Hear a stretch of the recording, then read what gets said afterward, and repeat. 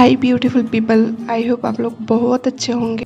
जब कोई हमें याद करता है तो हमें बहुत सारे इशारा मिलते हैं कि कोई हमें याद कर रहा है और उस इशारे को हम समझ नहीं पाते हैं। तो आज उस इशारे के बारे में बात करेंगे कि कोई हमें बहुत ज़्यादा याद कर रहा है। उससे पहले आप लोगों को ये जान लेना चाहिए कि इसे जानने से आपको कोई याद कर रहा है, उस इशारे को आप अच्छे से समझ पाएंगे। आप जानते हैं इस ब्रह्मांड में बहुत सारी एनर्जी काम कर रहे हैं। जैसे कि हम किसी को याद करते हैं तो हमारा वाइब्रेशन उसके पास पहुंच जाते हैं और कोई हमें याद करता है तो उसका वाइब्रेशन हमारे पास पहुंचता है, चाहे वो पॉजिटिव या नेगेटिव वाइब्स हो। मतलब कोई हमें हैप्पी होकर याद करेगा तो हम भी अचानक हैप्पी हो जाएंगे, और अगर कोई हमें नेगेटिव होकर याद करेगा तो उस टाइम हम सैड फील करेंगे। मतलब हम लोग एक दूसरे की एनर्जी के साथ जुड़े हैं। ये एक वाइब्रेशन है और ये सब कुछ हमारे सबकॉन्शियस माइंड के द्वारा होते हैं।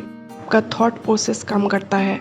इन्हीं थॉट और एनर्जी की वजह से हमें ये पता चलता है कि कहीं से हमें कोई बहुत ज्यादा याद कर रहा है। उसी इशारे के बारे में बात करेंगे। तो पहला इशारा है उसको सपने में बार बार देखना। जब आप उसके बारे में सोचते तक नहीं हो फिर भी उसका सपना आता है तो आपको वो बहुत ज्यादा याद कर रहा है, इसलिए उसका सपना बार बार आपको आ रहे हैं। और दूसरा साइन है उसका नाम बार बार देखना। जैसे कि उसका नाम अपने फोन पे या अखबार में, या फिर आप घूम रहे हो तो कहीं पोस्टर में उसका नाम देख लिया, या फिर किसी का नाम वही नाम से है तो उसे कोई पुकार रहा है तो वो नाम आप सुन पा रहे हो, तो ये भी एक साइन है कि वो आपको मिस कर रहा है। तीसरा साइन है अचानक आपको उसका याद आना। मतलब आप कुछ काम कर रहे हो या फिर उसके बारे में कुछ सोच भी नहीं रहे हो फिर भी उसका याद आपको आ रही है, तो इसका मतलब है वो आपको बहुत ज्यादा मिस कर रहा है। एक क्लियर साइन है। चौथा साइन है कि अचानक से आपको आपके नाम से कोई पुकार रहा है लेकिन वहाँ पर कोई है ही नहीं। इसका मतलब कोई आपको बहुत ज्यादा मिस कर रहा है।